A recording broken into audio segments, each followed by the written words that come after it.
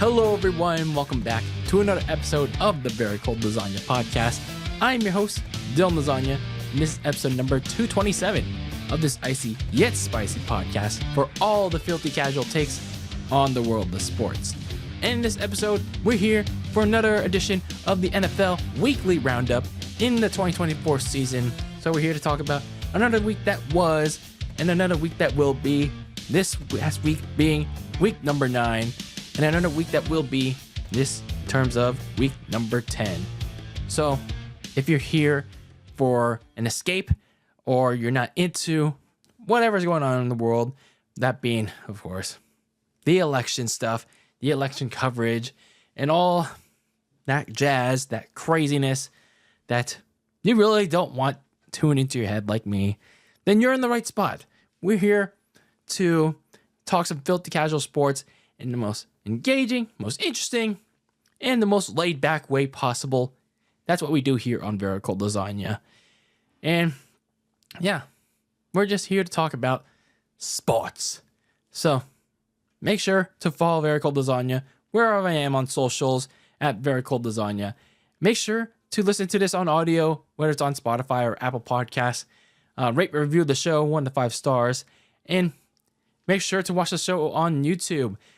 Make sure to smash the like button, smash the subscribe button. Make sure you're subscribed if you're not already. Make sure to smash the notification bell so you be notified of each and every upload. And make sure to leave a comment down below with your own takes on each and every episode, each and every upload on the topic that is pertained to that upload. In this case being everything that happened this past week in the NFL and the upcoming week. In whatever's going on in the National Football League. And share this with your friends, share this with your neighbors, share this with a stranger, share this with your colleagues, whether it's at work or school. Make sure to spread the good, the bad, the ugly about Very Cold Lasagna. One more disclaimer before we get started with today's episode. I did catch up on Crown Jewel, the WWE pay-per-view that happened this past weekend, aka Blood Money. And all that jazz. I mean, I watched some snippets of it, some highlights of it on Twitter. And, you know, if there was some piquing interest on a full match, I certainly catch up on that as well. It seemed like an show. Like, a couple of the highlights were definitely the Bloodline stuff, the Bloodline story beats. Really like that. Really surprised that Solo Sikoa pinned Roman Reigns, was the one that pinned Roman Reigns. I fully expected the new bloodline, the Timu bloodline, as he'll like to say, we're going to beat the OG bloodline, but I didn't expect Solo to actually pin Roman Reigns. So that was a stunner to me, and actually a very good way to have the new Timu bloodline kind of legitimize themselves in a bit because they've lost so much. So that's some good stuff heading into what's going to inevitably be the War Games match going into Survivor Series. So that's some good stuff there. Yeah, I know it's still kind of rushed in a way, but I'm starting to like where they're going with this. I'm starting to be a little bit more open to this OG Bloodline reunion. So I'm liking the stuff there. US title match, also pretty decent match. Still not a fan of the the Pro Bowl Crown Jewel Championships. It's pretty basically what it is. It's just something for the Saudis to, you know, look at whenever they visit the WWE experience down in Saudi Arabia, because basically that's all it is. Like, there were 2 Crown Jewel Championship matches, and then once the winners, which were Cody Rhodes and Liv Morgan, by the way, congrats to both of them, I guess, in a way. But yeah, basically once they were done celebrating with the titles, they just, now it goes to that museum, and they don't get to touch it. But they do get these Super Bowl like championship rings. I mean, I know Liv was very emotional about it. She basically broke character in the post show. She got very emotional about it, which I can't really blame her. This is kind of like her like celebration of sorts. How she's finally at that spot, which I can understand. And some people were critical about it. Some people were like happy for her, and I'm certainly happy for her. But nonetheless, yeah, it's in my opinion just it's a Pro Bowl like championship, but at least she made something out of it. And of course, Cody tried to, but he can't get the ring on his finger, which is kind of funny. But I don't want to spend too much time on the crown jewel stuff because, of course, we got to get to the main meat and the bones of this episode, which is another week that has gone by in the NFL season, and that is week number 9 in this 2024 campaign. And, well, here we are, ladies and gentlemen. We are officially at the halfway point. We're halfway there, looking good now. Well, I don't know if I'd say looking good now because this past week, most of it, we're back to kind of not looking good. Like, when you look at these games, when you look at how things looked and how they played out, yeah, not necessarily looking good for the most part. In terms of how the performances were, how things played out in the end, yeah, not necessarily good. If you ask me, in my opinion, my filthy casual thoughts on it. So let's start things out with week number 9, and then we'll make our way towards the week that will be week number 10 as we begin the second act of the NFL season. But first, let's talk about week 9. We have 2 teams on bye this week, that being the Pittsburgh Steelers and my team that I got to take a little bit of stress break from, the San Francisco 49ers. So we kick things off on Thursday Night Football, only for that Jeff Bezos money, pal, as Aaron Rodgers and the New York Jets came alive in the second half. Rodgers threw for 3 touchdowns, and the rest of the team followed him through in a Halloween shocker over the Houston Texans and C.J. Stroud, beating them 21-13 in a second half where the Jets dominated that one. But let's not fool ourselves with this upset by the New York Jets. Like, literally, it's one game. It was literally one game. And good for the Jets, I suppose. They finally snapped their 5-game losing skid. And they beat a quality team in Houston who's just so beat up right now with injury mania running wild. And they certainly played a really good second half. Aaron Rodgers and crew performing way better than they did in the first half. And then you had Garrett Wilson having one of the craziest touchdown catches in recent memory. And in, I believe it's almost on the 10th anniversary of the day, Odell Beckham had that one-handed catch. But I mean, in my opinion, that's still one of the best catches in NFL history. But then again, it's one game. I don't think it'll necessarily help the Jets like bounce back unless they suddenly find the magic to save their season. I mean, where are they at? 3-6 now. But looking at the particular division leader that we'll be talking about in a bit, it's going to take a lot. It's going to take a lot for the Jets and a lot of pieces that have to fall into place for them to get things right for them. Meanwhile, looking at the Texans side of things, not exactly a good game for them. And I get the injuries really played a role for C.J. Stroud and the Texans. But C.J. Stroud himself, he played pretty poorly in this one. A lot of errant and forced throws, took a lot of needless sacks. The Jets sacked him like 8 times in this one. And a lot of them were C.J. Stroud's fault. So, yeah, I get it. Injuries are a very bad part of the game. But the Texans, they got to learn to adapt without some of their best players, especially Stephon Diggs out for the season. They could be getting Nico Collins back next week. But if they don't, they're kind of fucked. In their one of their biggest games next week.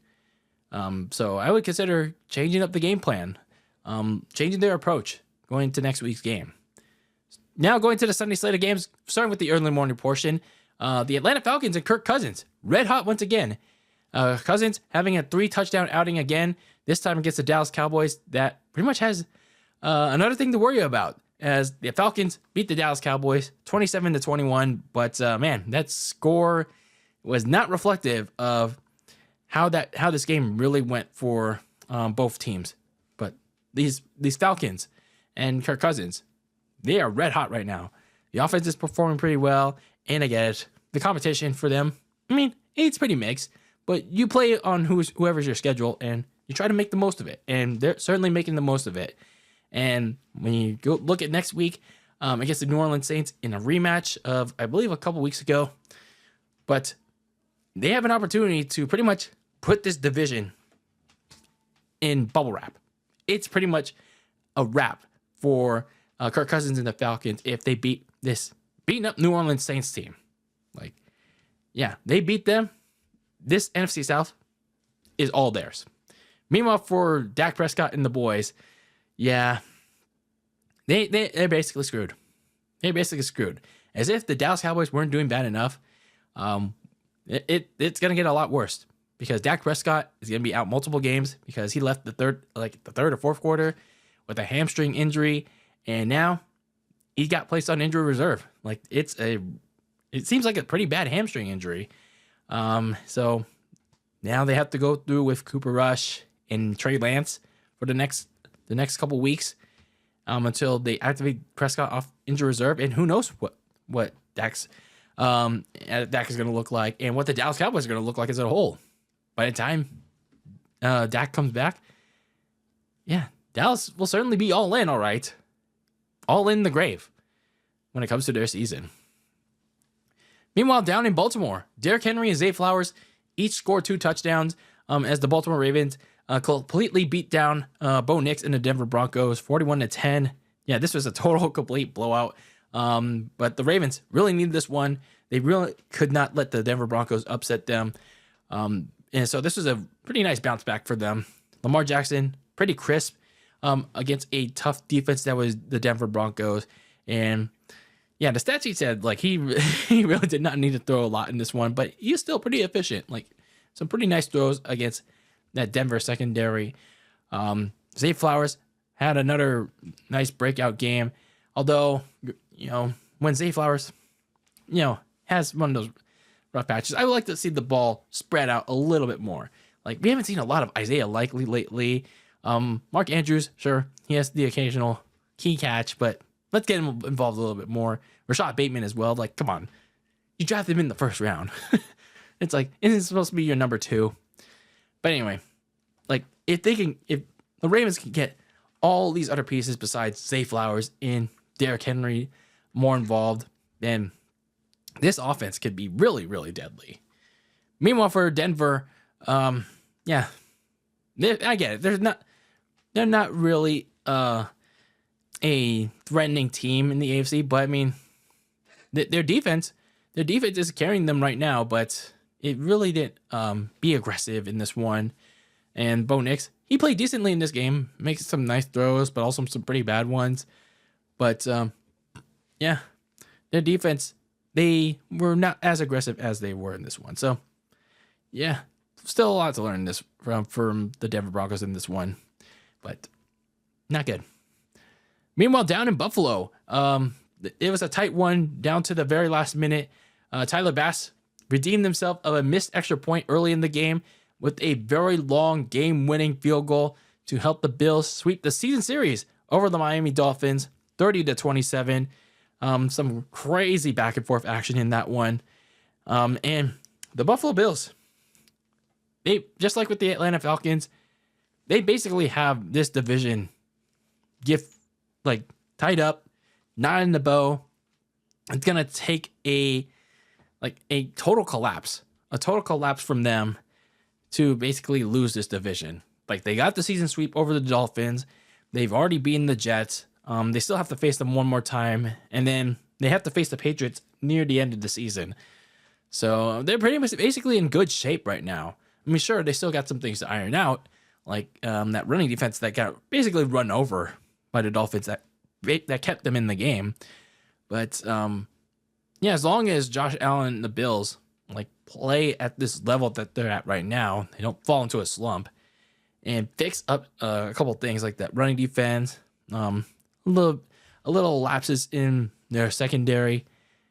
This division is basically theirs for the taking. Meanwhile, for Miami, I feel like at this point where they are right now, they're 2-6. Like, they played hard. They really played hard to try and save their season because it felt like a must win, but they fell short. Like, their best effort on Sunday, which basically was their best game all season. It wasn't enough. Like, their best effort just wasn't enough. And they didn't do anything at the trade deadline. Now they gotta decide: do they want to try and go for a wild card spot, or do they just meander around? Because the playoff race is still kind of wide open, but it's you have to decide what direction do you want to take as you approach the second half of the season. Meanwhile, down in Carolina, we had an upset of sorts. Yeah, it kind of upset because Bryce Young led a go-ahead game-winning touchdown drive, capped off by Chuba Hubbard, rushing it towards the goal line to give the Panthers an upset over the New Orleans Saints, 23-22. And when you look at that Saints team, where they were just over a month ago, 2-0. I was sitting here doing the week that was and the week that will be. Derek Carr was on the thumbnail doing the hee-hee. And, man, what happened, man? What happened since then? I clearly crowned the Saints too early. I clearly thought there was no more big mid and the big hard. Boy, was I so wrong about that. I was so wrong about the big mid stuff. No more shedding of the big mid. Well, I'm reshedding it now. No, I'm not reshedding it. I'm relabeling now.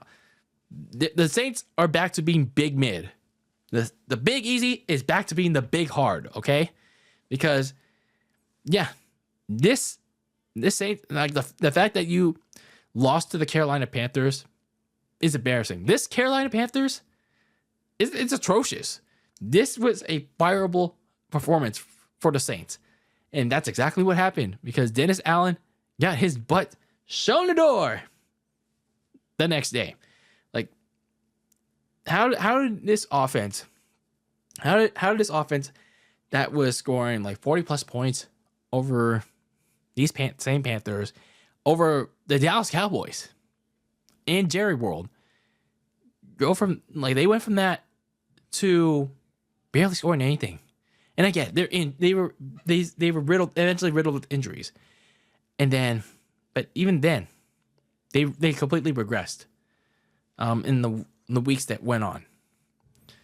So it's yikes, and it's just yikes. So at least now they can decide on blowing everything up slowly but surely. They got rid of one piece. Now, as the weeks go on, start getting rid of others. And then meanwhile for Carolina, I haven't touched on them a lot in the last couple weeks, but I feel they're still not going anywhere. But I feel like Bryce Young, he was still not good. He still wasn't great, but I feel like he did fine enough to help the offense get into plenty of scoring chances that they got into. And for the most part, he took advantage of them. So I know Dave Canales, the head coach, he's not set on a starter for next week at the time I'm releasing this episode. But I feel like Bryce Young, as they go overseas to a specific place that we'll talk about in the week that will be, I feel like Bryce Young should get another shot at the starting role, to keep on putting out more tape for whoever wants to trade for him in the coming offseason. Meanwhile, down in Cincinnati, Joe Burrow had a 5-touchdown bonanza for the Cincinnati Bengals, and who had an easy day at the office against the Las Vegas Raiders, 41-24. But still not a convincing victory for the Bengals, in my opinion, because, well, look who they played. I mean, again, you play who you play on the schedule, but wins over scrubs like the Raiders, it's not really going to prove Cincy's true playoff worth. I mean, look what happened last week against the Philadelphia Eagles. They couldn't do anything against that team, especially in the second half. And then all of a sudden you flip it around to play a team to have that kind of performance against a scrub like the Raiders. Really? But I mean, again, you play who you play. That's on your schedule. I mean, Now, if you have a repeat performance like that against your next opponent who's coming up very soon, then it's a different discussion. Then we can have a different conversation. Like, then becomes something completely different. Meanwhile, for the Raiders, it's starting to get very dicey over there. I mean, when is it never very dicey in the silver and black? Especially considering that they still haven't decreased the prices for those WrestleMania tickets. Like, what the hell are you doing? But anyway, they benched Gardner Minshew again. What's his name? Andy O'Connell is still under reserve. So they had to turn to Desmond Ridder, who they traded for from Arizona. He didn't get a lot of playing time, and there's not a lot to show from him yet. But he's very likely to start for the next couple of games because, well, they've seen a lot of Gardner Minshew already. So Antonio Pierce, he really needs to try to find something to fix this whole mess. I mean, he's already fired the offensive coordinator who has a lot of courage, but it's not showing on the field. Luke Getsy and a bunch of other coordinators. So will it spark something? We'll see. Meanwhile, down in the land, the Chargers completely burned the land and then smashed the skid marks back to reality with a 2-touchdown game, each from Justin Herbert and J.K. Dobbins, as the Chargers beat the skid marks 27-3. That Chargers offense looking pretty nice in consistent weeks, especially getting in helping hand with the return receiver Quinn Johnson, who came back after missing a few games with the ankle injury. And he became the main receiver for Justin Herbert alongside Ladd McConkey. So some good stuff for the Chargers. Meanwhile, for the skid marks, they really were thrashed back into reality after pulling off that upset over the Baltimore Ravens last week. And, well, they got that reality check that, well, yeah, we still suck. So they were kind of active in the trade market, selling off Zadarius Smith to the Detroit Lions. And now, well, I guess the only direction to go from here for the Browns is to pretty much evaluate, well, who can we keep and delete going to next season. So, yeah, it's basically at this point, basically ditch everything that made them in the last couple of years and just restart at every position. Meanwhile, down in the big blue side of the Meadowlands, Jane Daniels had a quiet yet effective day, at least the first half part of it, with 2 touchdowns to show for it. But the Commanders had to fend off a rally from the Giants to sweep the season series against them. The Commanders beat New York 27-22. The Commanders, when I was watching that game, they really need some defensive help because this unit, they've done okay in the last couple of weeks, but they kind of regressed back to their early season form.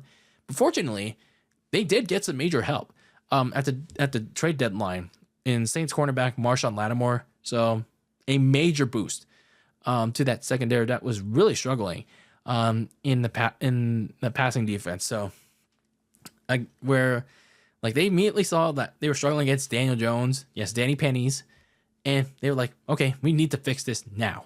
And they went out and got it in Marshawn Lattimore. So very nice job by the Commanders to get some help in that kind of rebuilding-ish team. Meanwhile, for the Giants, they actually had some opportunities to win this game, but they just were kind of undisciplined. They made some mental errors, such as the offensive pass interference. That would have had it not been for that, it would have made a major difference with a Wan'Dale Robinson touchdown, and I believe it was the third quarter, and then Danny Pennies, having a brain fart on both of their 2-point conversions, and which failed. So the Giants had opportunities to win this game, but too many mental errors. Meanwhile, down in Tennessee, Drake May forced overtime at the very last moment with a touchdown to Ramondre Stevenson. Unfortunately, he couldn't get the win in the extra period because he threw a pretty bad interception to safety Armani Hooker to give the Titans their second win, 20-17. So that was a pretty interesting. Somebody had to win this game. But Drake May, he's trying to do all he can with this very crappy team. But it's just as a reminder that the Patriots are just asking way too much for him. Like, I get it. You want to get him out there, get him some experience, but it's just like, man, it's like he's trying, man. He's trying, but you're asking too much out of him. Meanwhile, for the Tennessee Titans, I like there's nothing really to see out of much out of this team, but like from the looks of things and how they operate on offense, what you can do going forward, because you don't have much of a plan at quarterback at the moment, you can at least use your running back in Tony Pollard, because he had a pretty effective day of over 100 rushing yards. So make him the focal point of the offense, moving forward as you head into the second half of the season. Going to the late afternoon slate of games, James Conner and Imari DiMercado, if I'm pronouncing that correctly, ran the way for the Arizona Cardinals in a complete beatdown of the Chicago Bears, 29-9. And seems like, that particular thing, Bears football, is back in full swing. And I feel like the Bears, after what seemed like a promising 4-2 start, has quickly turned back to that familiar feeling for Bears fans. Oh man, I feel like the Hail Mary really took the emotional joy out of the Bears. It pretty much erased like any sort of mental preparation for this team, because they were totally unprepared to play in this game.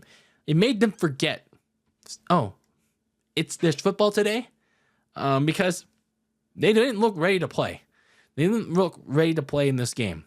So, that's on Matt Eberflus, or should I say Eberflush, because he certainly needs to be flushed down the hiring toilet, especially if they lose their next game or two in this fashion. Like, my goodness. Meanwhile, for the Arizona Cardinals, it seemed like how they played in this game, it seemed like they might have found something. And they might have found something because when you look how James Conner and DiMercado played, they combined for over 150 rushing yards. DiMercado scored a nice rushing touchdown just before halftime, where the Bears were expecting a Hail Mary, but it's like, no, we're just gonna run it.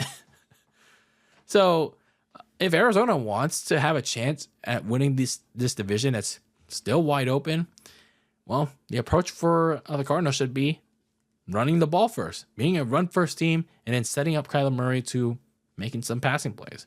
So that should be the approach going forward for the Arizona Cardinals.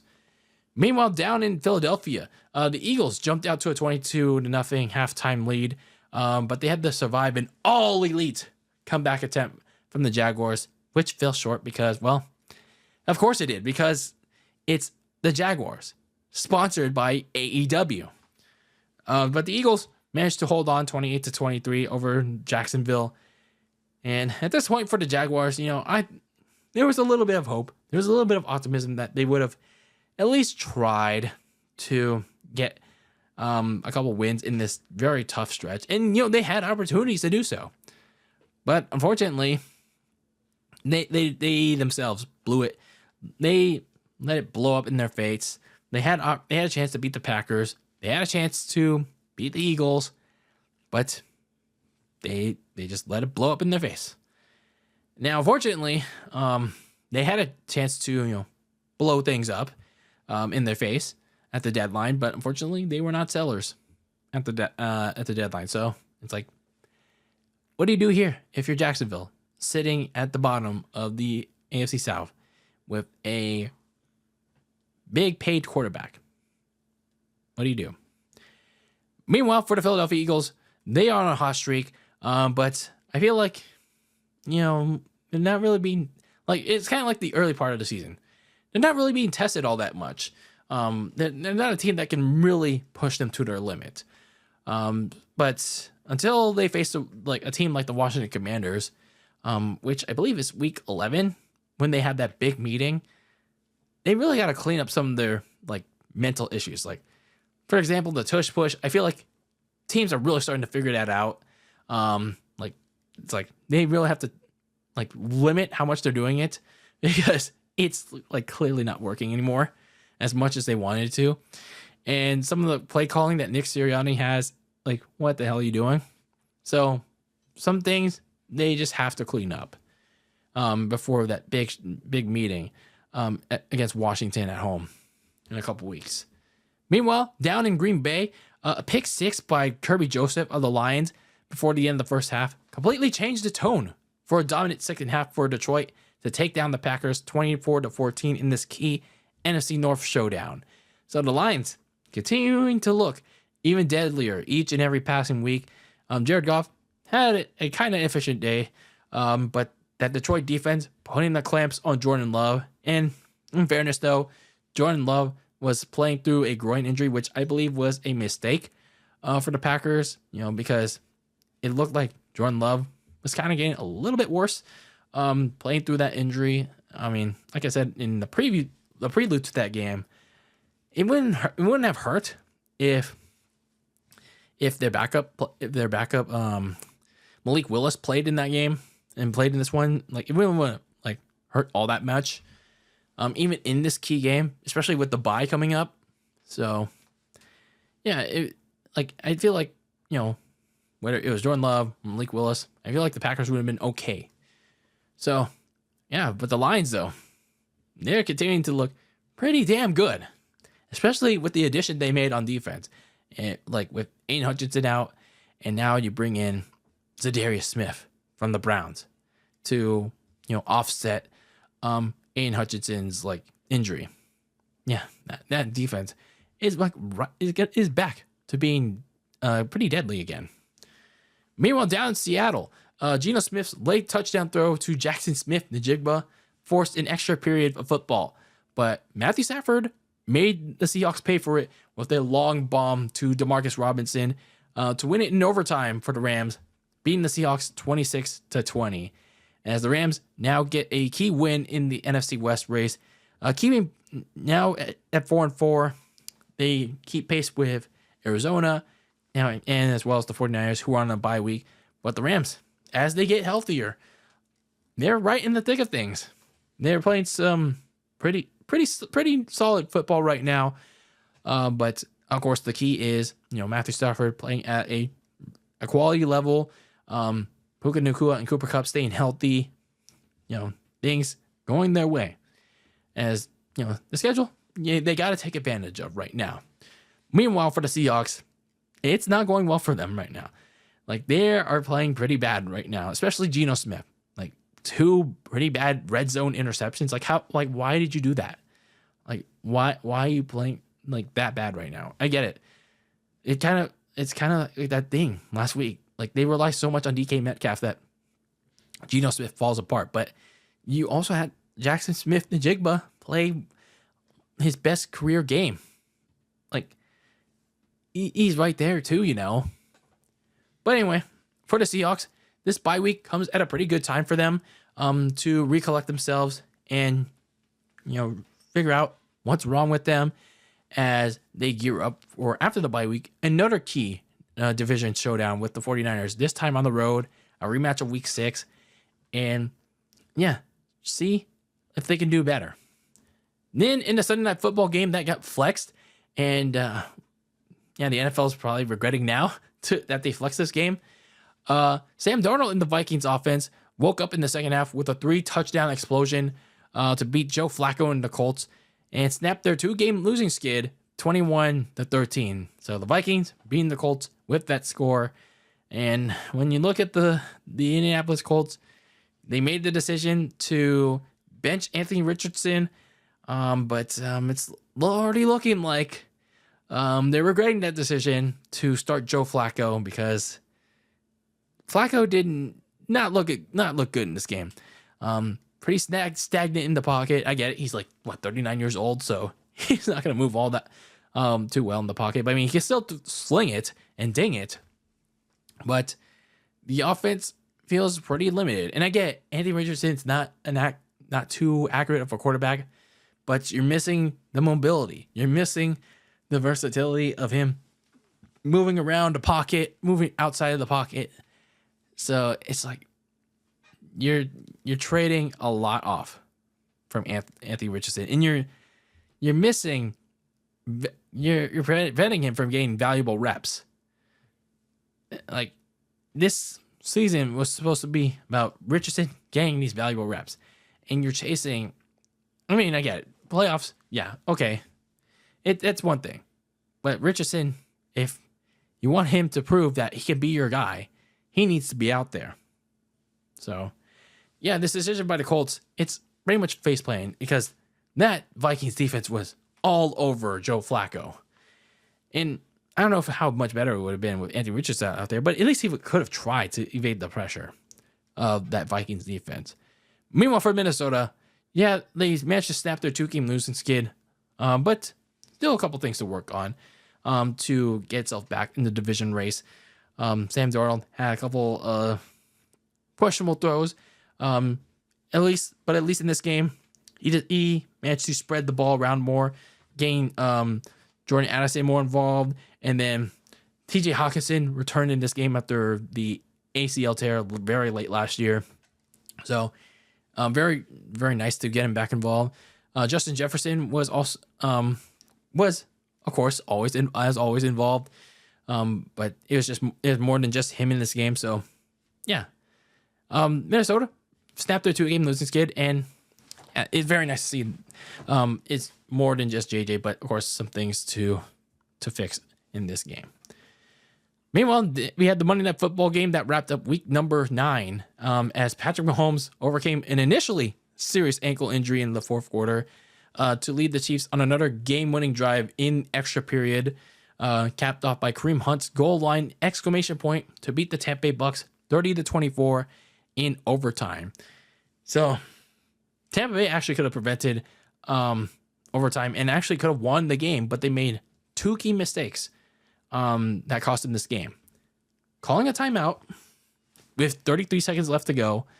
Like, you made it to the goal line. You could have burned all that clock.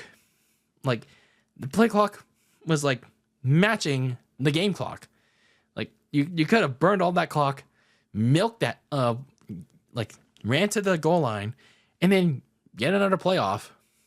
And if you want to just chuck that into the end zone or run the ball or something, you could have. Why did they call timeout? Todd Bowles call a timeout immediately, and then when they get the touchdown, they don't go for 2.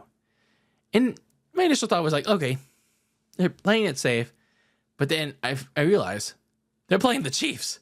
I forgot they're playing the Chiefs. Yeah, and again, it's a very proposition, but you're against the Chiefs. Yeah, you should have went for it because they never had a chance to possess it in overtime. And well, especially if you get the wrong coin toss call wrong, yeah, you're guaranteed to never get it back. And that's exactly what happened. And the Chiefs won the game. Now they sit at 4-5 with the Niners on deck, who are slowly getting healthier with a couple of people coming back. And well, they get they're off a bye too, and they themselves are on short rest. Yeah, makes it not looking good for the Bucks. Meanwhile, for the Chiefs, they won this game, but if this game taught them anything, it's that Patrick Mahomes is very important to this team, especially very important to wanting to repeat, because when he left that game, very briefly, hopping off awkwardly with that non-contact ankle injury, a pin drop. You can hear a pin drop. You can hear the shock and awe when he threw that touchdown to Samaje Perine, but then he walked off awkwardly. Everyone thought it was shit, Achilles injury. But then you can feel the joy, the jubilation that he was walking. He ran back on the field for the next series, and yeah, it just shows how important he is to the team. Just being able to be out there and guide them to a victory. I mean, I get it. The ref ball BS, the favoritism can be very annoying, But it's just, any kind of injury to the Chiefs, not just the Chiefs, but like your franchise quarterback for your team would be brutal. Especially to your most important one. So, the Chiefs can't afford to lose Mahomes at any point at all.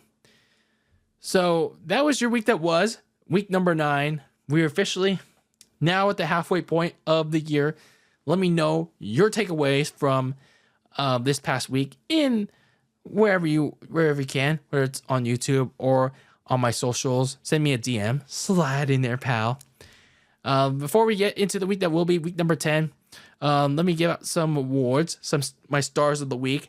This past week at quarterback, Lamar Jackson of the Ravens. He was 16 of 19. Yeah, didn't have to throw all that much, but was still pretty effective. For 280 yards, 3 touchdowns in that blowout over the Denver Broncos. Eagles running back Saquon Barkley, very impressive in that win over the Jaguars. 27 carries, 159 rushing yards. Had a very, very crazy 360 move over a couple of defenders. He had a rushing and a receiving touchdown in that game. And the Jets defense, even though it allowed 13 points, but they were still pretty effective for most of the game against the Texans. 8 sacks on CJ Stroud. One of those sacks was a strip sack fumble recovery. So, that Jets defense, sure, things are not going their way right now, but their defense is still pretty dang good. So now, let's get into the week that will be week number 10 of this 2024 campaign. And we're officially on act number 2. Act number 2 of this season. We're now at the halfway point of this year. It's weird saying that because wasn't week 9 the halfway point? No. Yeah, it kind of is. And so is week 10. So here we are. The second act of this 2024 season. We're getting close, and then soon when we hit December and January, we'll get closer to finding out who are the real deals of this playoff picture, and then who will be going. See ya. We'll see you in Cancun in January, and then towards draft season.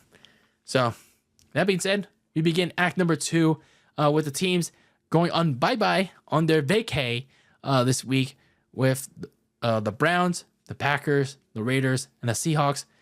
For those fans of their teams, they get their stress-free week off, and we'll see them next week. Then we kick things off this coming week 10 with Thursday Night Football. Only for that Jeff Bezos money, pal, as the Cincinnati Bengals at 4-5 take on the Baltimore Ravens at 6-3 in this rematch of week number 5. This is a game that I feel like Joe Burrow and the Bengals need to get.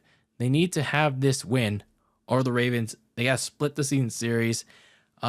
They came so close to beating the Ravens at home in that matchup in week 5, but they lost that in extra periods. But this is a chance to avenge this one. But the Ravens team that they faced back then is a little bit different. The Ravens are even more even deadlier on offense, but their defense is still kind of suspect. So a little ironic since that they're facing each other on week 10 again, because this is the same week a year ago Joe Burrow suffered his season-ending wrist injury in Baltimore. So I mean, I'm not trying to start anything, but kind of weird. The NFL scheduled this in week 10 again. Like, are you trying to tell us something, Roger Goodell?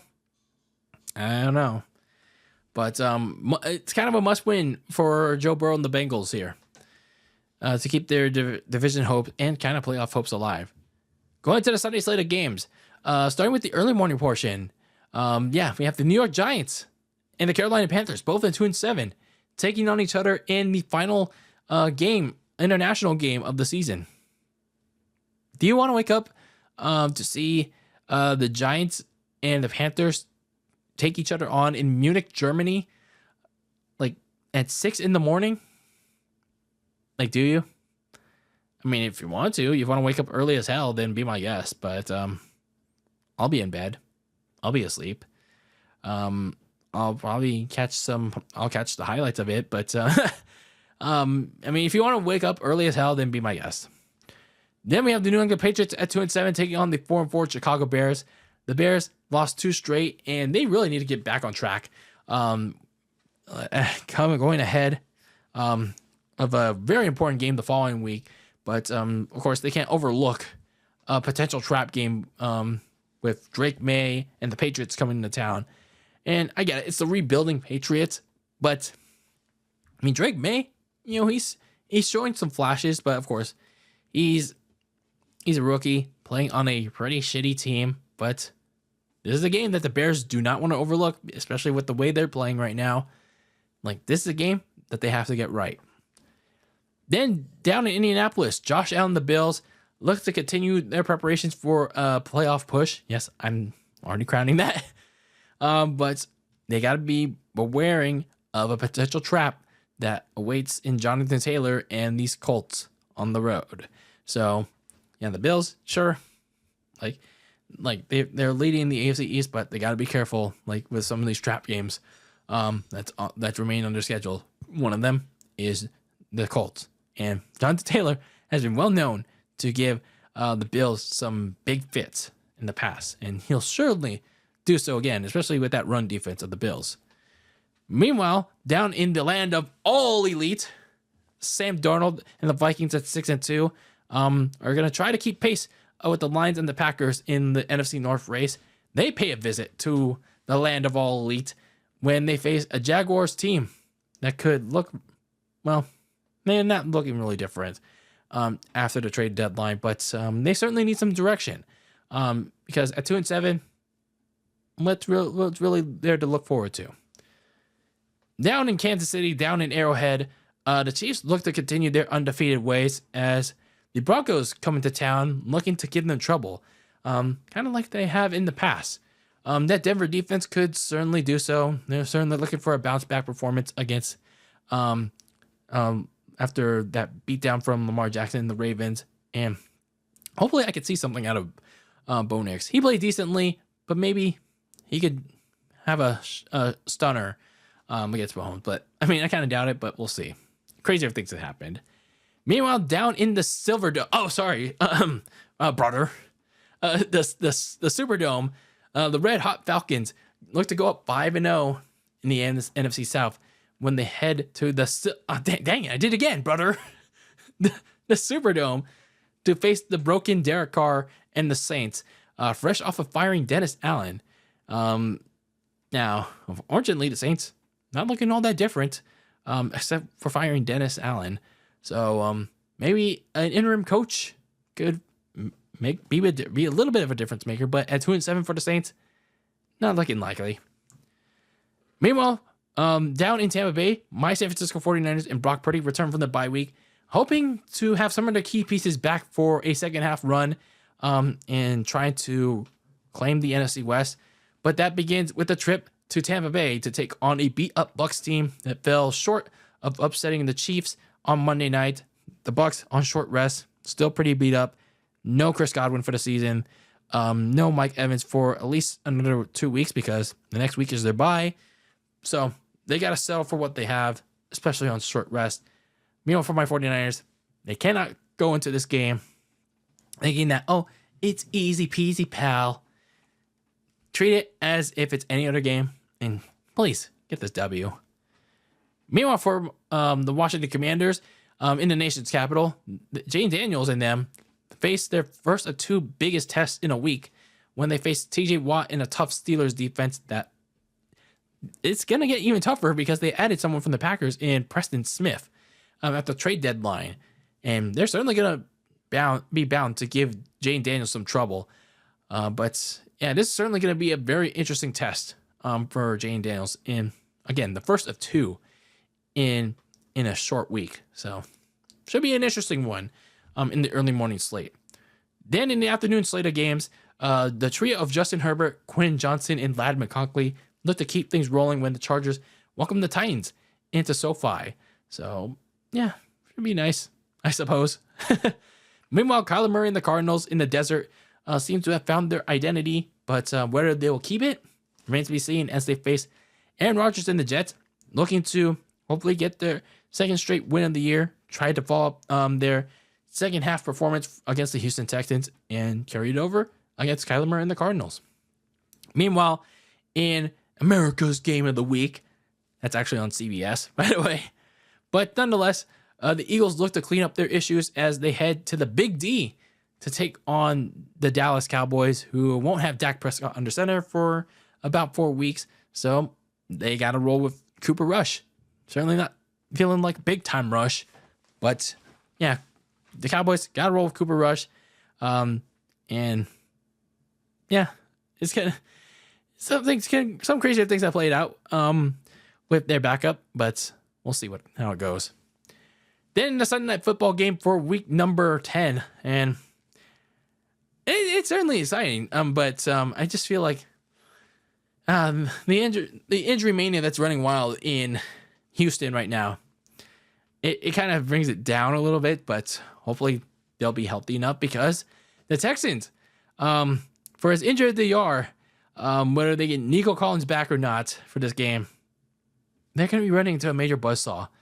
And I just hope that they're going to try to make it very competitive, because they're hosting the flaming red hot, like flaming hot Cheetos hot, Jared Goff and the Lions. The Lions at 7-1, the best team in the NFC, going up against CJ Stroud and the Texans. Like, I hope the Texans will at least try to make things tough against Jared Goff and the Lions. Like, this is like an exciting matchup on paper, but it's like, damn, the Houston Texans are like so beat up with injuries right now. Like, god damn. Then we have the Monday Night Football game for week number 10 to close out the week that was and will be. The Rams looking to continue keeping pace with the Niners and the Cardinals in the division race as they host Tua Tagovailoa. Try to say that a million times. Tua Tagovailoa and the Dolphins, who could look, try to, establish something different, a different identity of sorts. Maybe try to decide on a different approach on what they want to do with their season, but not completely out of the playoff race necessarily. But at 2-6, it can be very difficult, especially against a Rams team that's, again, trying to keep pace with the Niners and the Cardinals in the NFC West. I mean, the Rams certainly going to want to have it, but the Dolphins, I'm not sure what they're trying to do. But for that Monday night game, I mean, don't discount the Dolphins. I mean, I guess against the Rams team, trying to fight for more. But anyway, let me know your thoughts on the upcoming week that will be week number 10, whether it's on YouTube or at my socials. Yeah, let's have a conversation about it. Of course, let's be civil about it as well. But I'm looking forward to having a conversation with you guys about it. So, yeah, let's talk about the week that was and the week that will be in the 2024 NFL season. Week number 9, week number 10. Let's talk about it. But anyway, that is it for this episode of Very Cold Lasagna, episode number 227 of this icy yet spicy podcast. I hope you all, got to relax, relieve yourself from anything that's happening in the world right now. I know things are tense with all this election stuff and all that, but if you're not into that at all, like I am, this was your safe space for you to relax and listen to a filthy casual guy give you his filthy casual takes on sports. Even if you're not into sports, I can enlighten you on something and help each other learn something new. But anyway, that was this episode on another week that was and will be around the NFL. We'll be back with another edition, recapping week number 10 and looking ahead to week number 11 in the next episode. But until then, keep that lasagna very cold in the fridge with your takes on the world of sports. And until I see you, when I see you in the next episode, peace out.